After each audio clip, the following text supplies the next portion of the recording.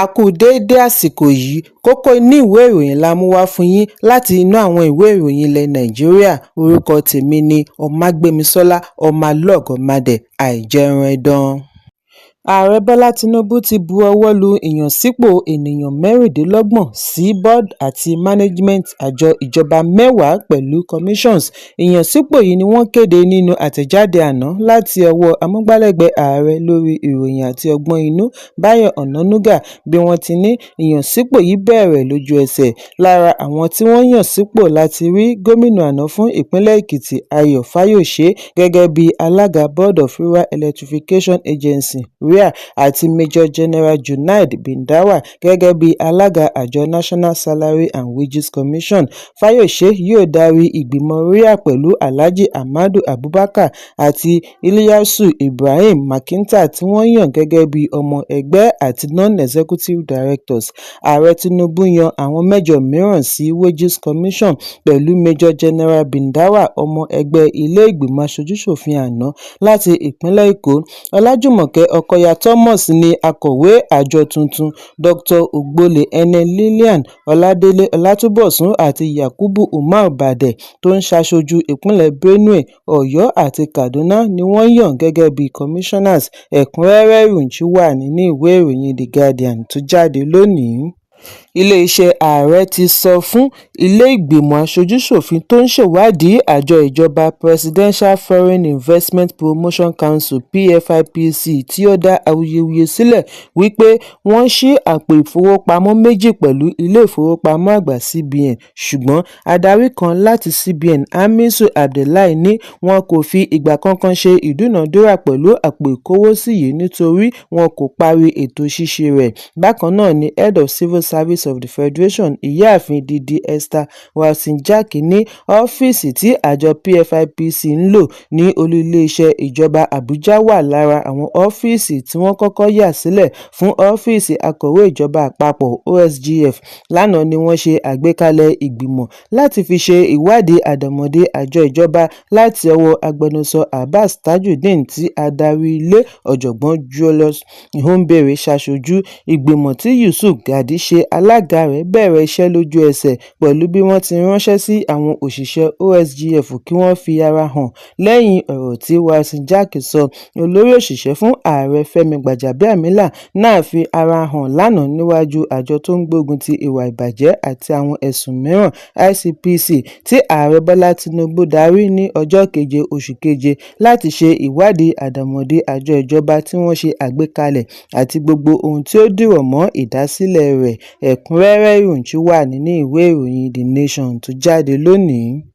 Ikọ̀ agbẹjọ́rò tó ń ṣaṣojú adarí ajìjàǹgbara fún ilẹ̀ Biafra IPOB tí wọ́n dá ẹ̀wọ̀n fún Nnamdi Kanu ti lérí àti tọ ìlànà òfin tako àlejò orí ẹ̀rọ amóhùnmáwòrán Chigozie Nnabugu àti News Central Television lórí ohun tí wọ́n ṣe àpèjúwe rẹ̀ ní ìpè fún ìṣekúpa adarí IPOB. Nínú àtẹ̀jáde òní tí agbẹjọ́rò Kanu Aloy Ejimakor bu ọwọ́ lù ni wọ́n ti bu ẹnu àtẹ́ lu ọ̀rọ̀ tí Nnabugu sọ lórí afẹ́fẹ́ níbi tí ó ti ń rọ ìjọba àpapọ̀ kí ó pa Kanu kí àlàáfíà lè jọba padà ní ẹkùn gúúsù ìlà oòrùn. Àtẹ̀jáde ọ̀hún ṣàlàyé wípé fọ́nrán tí wọ́n ti sọ ọ̀rọ̀ yìí ni wọ́n fi sí orí ẹ̀rọ abánidọ́rẹ̀ẹ́ X ní ọjọ́ 19 oṣù keje tí ó sì ti gba orí ẹ̀rọ ayélujára.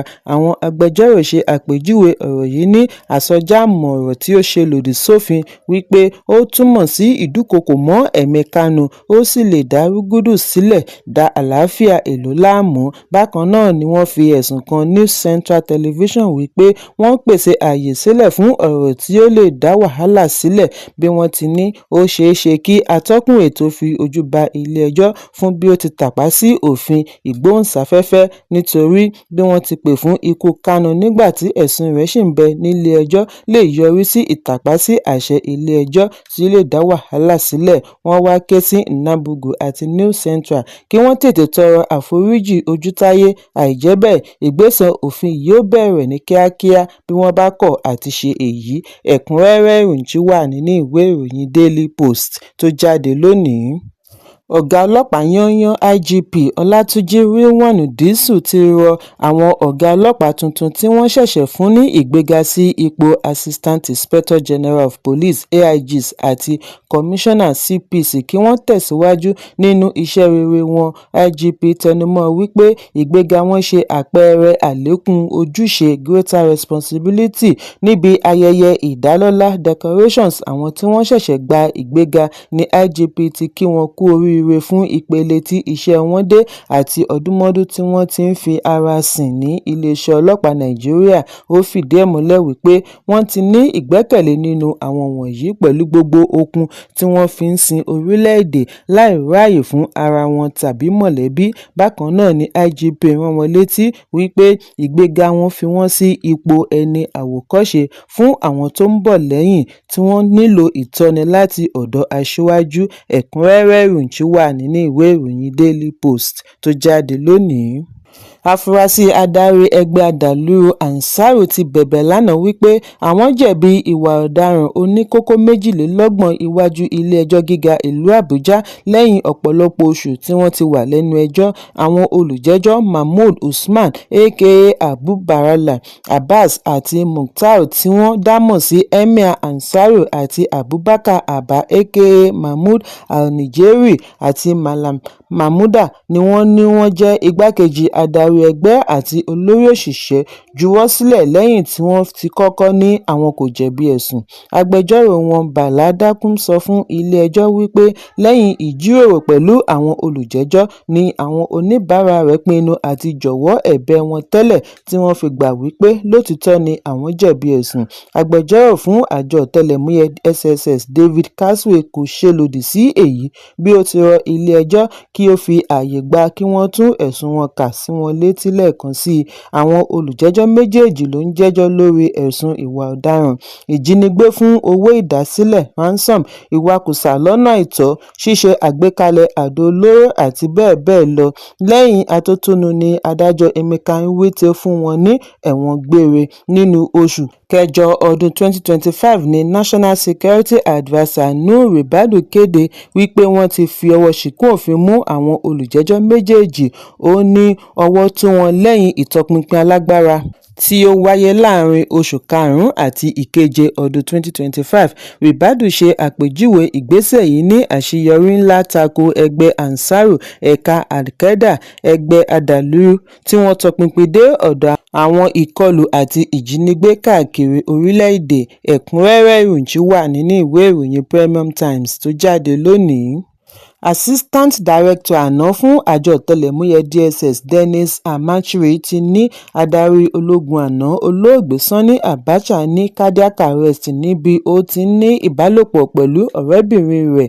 Amachiri sọ ọ̀rọ̀ wọ̀nyí nínú àtẹ̀jáde tí ó ṣẹ̀ṣẹ̀ yọ̀ǹda DSS at 40 pẹ̀lú àkọlé ìrìnàjò mi lẹ́yìn ìṣíbò My Journey Behind the Shield. Bákan náà ni retired intelligence officer yìí dá àhesọ ọjọ́ pípẹ́ nù lórí ikú adarí àná. Amachiri tí ó sìn pẹ̀lú àjọ ọ̀tẹlẹ̀múyẹ́ DSS ní ìpínlẹ̀ Èkó lákòókò tí Abacha di olóògbé nínú oṣù kẹfà ọdún 1998 ní adarí àná ní ìpèníjà ńlá láàrin aago 4 kọjá ìṣẹ́jú 5 ìdájí ní ilé agbára ìlú Àbújá.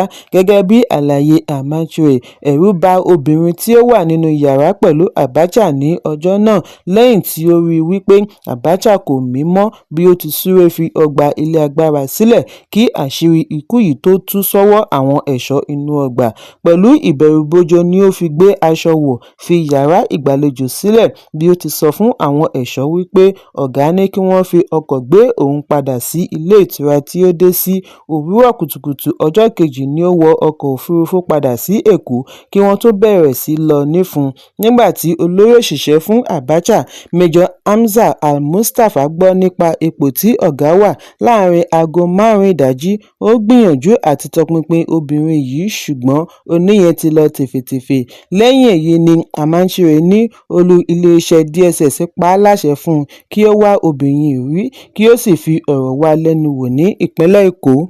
Amachiri ṣe ìrántí bí obìnrin ṣe fèsì wípé òun kò pa á, orí òun ló kú sí. I did not kill him, he died on top of me. Amachiri ṣe àríyànjiyàn wípé ẹjọ́ tí obìnrin ìròyìn yìí rò yàtọ̀ sí àhesọ tí ọ̀pọ̀lọpọ̀ ti gbé kiri láti ọdúnmọ́dún lórí ikú Abacha. Ìròyìn jábọ̀ wípé Abacha darí Nàìjíríà láti oṣù kọkànlá ọdún 1993 títí ó fi di olóògbé ní ọjọ́ kẹjọ oṣù keje ọdún 1998 lórí oyè. Ẹ̀kúnrẹ́rẹ́ ìròyìn tí ó wà nínú ìwé ìròyìn Punch tó jáde lónìí. Kókó inú ìwé ìròyìn tòní kò ní jù báyìí lọ. Ẹ pàdé mi lọ́la fún àkọ́tún ìròyìn. Kí a tó lọ, ẹ má ṣaláì fi àkíyèsí yín ránṣẹ́ kí ẹ sì bá wa subscribe sójú náà wa lórí YouTube kí kókó inú ìwé ìròyìn lè máa tẹ̀ yín lọ́wọ́ ní kíákíá.